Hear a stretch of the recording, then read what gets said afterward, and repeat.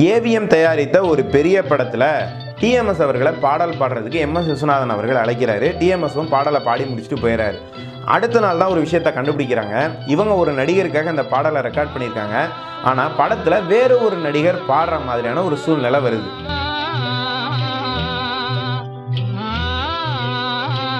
TMS அவர்களுடைய குரல் இவருக்கு தான் பொருந்தும், அந்த நடிகருக்கு பொருந்தாது.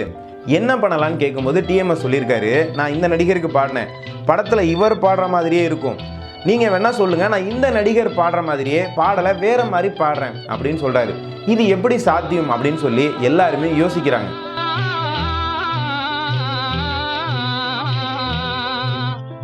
ஆனால் அங்கே அந்த அதிசயம் நடக்குது. இந்த நடிகருக்காக உருவாக்கப்பட்ட அந்த பாடலை மறுபடியும் அந்த நடிகருக்கான பாடலாக டிஎம்எஸ் அவர்கள் வெற்றிகரமாக மாற்றி பாடிடுறாரு.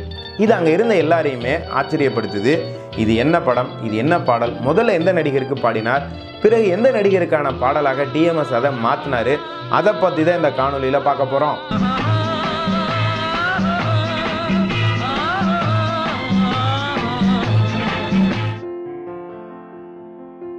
சிவாஜி அவர்களுடைய 125வது படமாகவும் ஏவிஎம்மினுடைய மிகச்சிறந்த ஒரு தயாரிப்பாகவும் வந்த ஒரு படம் தான் உயர்ந்த மனிதன் அப்படிங்கிற படம். இந்த படத்தை பார்த்தீங்க அப்படின்னு சொன்னால் ஒரு நாவல் படிப்பதற்குரிய ஒரு சுவாரஸ்யம், அந்த மாதிரி இந்த கதைப்போக்கு அவ்வளவு அற்புதமாக வந்து அமைச்சிருப்பாங்க. இந்த படத்தில் 2 கதாநாயகர்கள், சிவாஜி ஒரு கதாநாயகர், செகண்ட் ஹீரோவாக சிவகுமார் வந்து நடிச்சிருப்பார். இந்த படத்தில் வந்து பார்த்திங்கன்னா பல முத்தாய்ப்பான பல பாடல்களை சிவாஜிக்கு வந்து டிஎம்எஸ் அவர்கள் பாடிக்கிட்டு இருக்கிறாரு. ஏன் அந்த பாடல்கள் முத்தாய்ப்பாக அமைஞ்சதுன்னா, சிவாஜியுடைய கதாபாத்திரம் அந்த மாதிரி அமைக்கப்பட்டிருக்கும். அதாவது பணக்கார வீடுகளில் கொஞ்சம் வந்து திமிர் பிடிச்ச அப்பா, அந்த பண்ணையார்த்தனம் பண்ணிக்கிட்டு இருக்கக்கூடிய தகப்பன்களுக்கு பிள்ளைகளாக பிறந்தவங்க வந்து எவ்வளோ கஷ்டப்படுவாங்க அப்படிங்கிறதெல்லாம் வந்து காட்டியிருப்பாங்க. நினச்சதெல்லாம் செய்ய விடாமல் கட்டுப்படுத்தி வைக்கிறது, ஒரு பொண்ணை காதலிப்பார், அந்த பொண்ணை போய் இவர் கொலை பண்ணிடுவார், பிடிக்காத மனைவியை கல்யாணம் பண்ணிக்கிட்டு அப்பா சொத்தை காப்பாற்றுறதுக்காக வாழ்ந்துக்கிட்டு இருக்கிற மாதிரி சிவாஜி கதாபாத்திரம் வடிவமைக்கப்பட்டிருக்கும். அதில் அப்புறம் ஒரு மிடில் ஏஜுக்கு வந்துடுவார். இந்த மாதிரி போகிற ஒருத்தனுடைய வாழ்க்கை ஒரு 50 வயதில் என்ன ஆகுது அப்படிங்கிற மாதிரி கதை போயிட்டுருக்கும். இதில் பல முத்தாய்ப்பான பாடல்களை டிஎம்எஸ் சிவாஜிக்கு பாடியிருக்காரு. அதில் குறிப்பாக சொல்லணும்னா, வெள்ளி கிண்ணம் தான் உந்தன் கைகளில், முத்து புன்னகை உந்தன் கண்களில் அப்படின்னு ஒரு பாட்டு, ரொம்ப அற்புதமான பாட்டு ஒன்று அந்த படத்தில் வரும். அதே போல் உலக புகழ் பெற்ற அந்த நாள் ஞாபகம் நெஞ்சிலே வந்தது, நண்பனே நண்பனே, அந்த பாடல்களெல்லாம் டிஎம்எஸ் அவர்கள் பாடிட்டு இருக்கிறார். இதில் 3ஆவதாக இன்னொரு பாடலை வந்து இதற்கான சிச்சுவேஷனை வந்து சொல்கிறாங்க. அதாவது இளமை பருவத்தில் கதாநாயகனும் கதாநாயகியும் இருக்கும்போது காதலை அவன் வந்து ஒரு பூடகமாக மறைமுகமாக சொல்கிறான், ஒரு கேள்வியாக சொல்கிறான். அதற்கு பதிலாக அந்த காதலியும் அந்த காதலை வந்து பூடகமாக அதுக்கு வந்து பதில் சொல்கிற மாதிரி ஒரு கேள்வி பதில் மாதிரி போகணும் அப்படிங்கிற மாதிரி சொல்கிறாங்க. வாலி அற்புதமாக இதற்கான வரிகளை எழுதிடுறாரு. டிஎம்எஸ் அவர்கள் வழக்கம் போல் மிகச்சிறந்த இசையை கொடுத்துறாரு. இப்போ இதை பாடுறதுக்கு டிஎம்எஸ் அவர்களை வர சொல்கிறாங்க. இப்போ இந்த பாடலை வந்து சிவாஜி படம் உயர்ந்த மனிதன், அதனால் சிவாஜிக்கு எப்படி பாடுவீங்களோ அந்த மாதிரி பாடுங்க அப்படின்னோன்னே அவரும் அடி வயதிலிருந்து குரல் எடுத்து சிவாஜிக்கு பாடுற மாதிரி பாடுகிறாரு. இப்போ இந்த பாடலை வந்து பதிவானோன்னா இதை கேட்குறதுக்காக கிருஷ்ணன் பஞ்சு 2 பேரும் வராங்க, படத்துடைய இயக்குனர்கள். அவங்க கேட்ட உடனே, என்ன நீங்கள் இப்படி பண்ணி வச்சுருக்கீங்க பாடலை, இதை எப்படி நம்ம வந்து அவருக்கு பயன்படுத்த முடியும், இப்போ சிவாஜி பாடுற மாதிரி கம்பீரமாக இருக்கேங்க அப்படின்னு சொல்லியிருக்காங்க. இல்லை இது சிவாஜிக்கு தானே நீங்கள் சொன்னீங்க அப்படின்னா, இல்லை இது படத்தில் செகண்ட் ஹீரோவாக இருக்கிற சிவகுமாருக்கு நாங்கள் சொன்னோம் அப்படிங்கிறத அவங்க வந்து அப்போ தான் சொல்கிறாங்க. என்னென்னா, எம்எஸ் விஸ்வநாதன் அவர்கள் ரொம்ப பிஸியாக இருந்ததுனால இதை யோசிக்காமல் பண்ணிடுறாரு. அந்த காலத்தில் எம்எஸ்வி அவர்கள் ஒரு நாளைக்கு வந்து 3 பாட்டு 4 பாட்டு அப்படின்னு பண்ணிக்கிட்டு இருந்த ஒரு காலகட்டம். ரொம்ப பிஸியாக இருந்ததுனால இது வந்து சிவாஜிக்கு, உயர்ந்த மனிதன் படம் வந்து சிவாஜி படம் தானே, சிவாஜிக்கு நினச்சிட்டு அவங்க வந்து பண்ணிட்டாங்க. இப்போ என்ன பண்ணுறது அப்படின்னு கேட்டோன்னா, சரி நம்ம ஏவி மேப் செட்டியார்ட்ட இந்த பாடலை போட்டு காமிப்போம், அவருக்கு விருப்பம் இருந்தால் வச்சுப்போம், இல்லைனா வேறு யாரையாவது வச்சு எடுக்கலாம், இல்லைனா டிஎம்எஸை மறுபடியும் கூப்பிட்டு வேறு மாதிரி பாட வைக்கலாமா அப்படிங்கிற மாதிரி குழப்பத்தில் இருக்காங்க. ஏவி மேப் செட்டியார் அவர்கள் இந்த பாடலை வந்து கேட்குறாரு. அவர் வந்து ஒரு பர்ஃபெக்ஷனிஸ்ட். அவர் ஒரு படத்துடைய கதையை கேட்கும்போது அது அந்த படத்துடைய ஷூட்டிங்லேயே ஒர்க் அவுட் ஆகுதா அப்படிங்கிறத பார்த்துக்கிட்டே இருந்துட்டு இந்த படம் ஜெயிக்குமா இல்லையாங்கிறத முன்கூட்டியே சொல்லக்கூடியவர். அவர் இதை கேட்டுட்டு இந்த பாடலை வந்து நம்ம சிவகுமாருக்கு பயன்படுத்தவே முடியாது. அவர் படத்தில் ஒரு சின்ன பையனாக எப்போது உண்மை பேசக்கூடிய ஒரு பயந்த சாதுவாக வராரு. சிவாஜி வந்து ஒரு மகாராஜாவுக்கு வேஷம் போட்டு நின்று பாடுற மாதிரி இவர் அடி வயிற்றுலேருந்து நல்லா கத்தி பாடியிருக்காரு. இதை ஒன்றும் வேறு யாராவது வச்சு எடுக்கணும், இல்லைனா டிஎம்எஸ்ஸே வர சொல்லுங்கள், இதை எப்படியா மாற்றி பாட வைக்க முடியுதான்னு பார்ப்போம் அப்படிங்கிற மாதிரியான ஒரு குழப்பம் வந்துடுது. இந்த குழப்பத்துக்கு நடுவில் டிஎம்எஸ் அவர்களும் மறுபடியும் வரவழைக்கப்படுறாரு.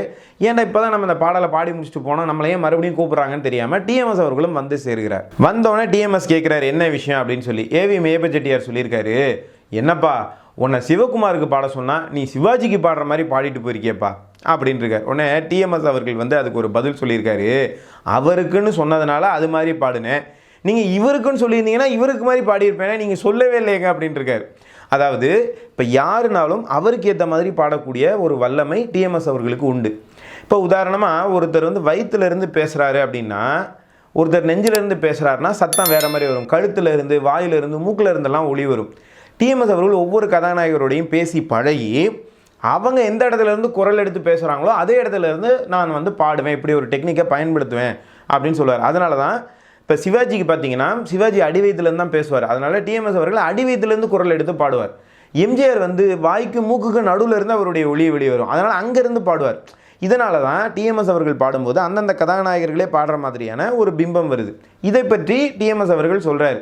ஆனால் ஏவி மேப் செட்டியார் வந்து ஒரு பர்ஃபெக்ஷனிஸ்ட்டு. எப்போதுமே இந்த உழைப்பாளிகள் வந்து இந்த அதிசயங்களெல்லாம் நம்ப மாட்டாங்க. இப்போ ஒருத்தருக்கு வந்து பாடணும்னா அவரை போலவே இயற்கையான குரல் வளம் உள்ளவங்களை வச்சு பாடணும் அப்படிங்கிற மாதிரி தான் அவங்க நினைப்பாங்க. இப்போ உள்ளுக்குள்ளே இந்த டிஸ்கஷன் நடக்குது. அதாவது டிஎம்எஸ்ஸையே வந்து இது மாதிரி பாட வைக்கலாமா, இல்லை சிவகுமாருக்கு ஏற்றது போல் ஒரு மென்மையான மெலோடி வாய்ஸை வந்து பயன்படுத்தலாமா அப்படின்னு சொல்லி. ஆனால் இந்த பாடல் ஏற்கனவே ஒரு தடவை ரெக்கார்ட் பண்ணி ஷூட்டிங்க்கு போகலாம் அப்படின்னு இருக்கும்போது இப்போ இதில் வேலைகள் நடந்துக்கிட்டு இருக்குது. இன்னொரு பாடகரை வர சொல்லி அவருக்கு சொல்லி கொடுத்து அதை ரெக்கார்ட் பண்ணி அதுக்கு பதிலாக டிஎம்எஸ் அவர்களே வச்சு இதை வந்து பாடி பார்க்கலாம், எப்படி வருதுன்னு பார்த்துப்போம் அப்படின்னு சொல்லி பாட வைக்கிறாங்க.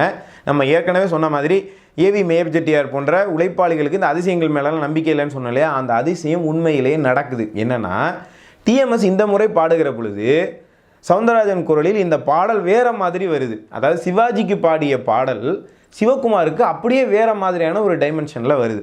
ஏன்னா டிஎம்எஸ் அவர்கள் சிவாஜிக்கு ஒரு மாதிரி பாடுவார், எம்ஜிஆருக்கு ஒரு மாதிரி பாடுவார், முத்துராமனுக்கு ரவிச்சந்திரனுக்கு வெவ்வேறு மாதிரி பாடுவார். ஆனால் படத்தில் பார்த்தீங்கன்னா அவங்க பாடுற மாதிரியே ஒரு உணர்வை கொடுக்கும்.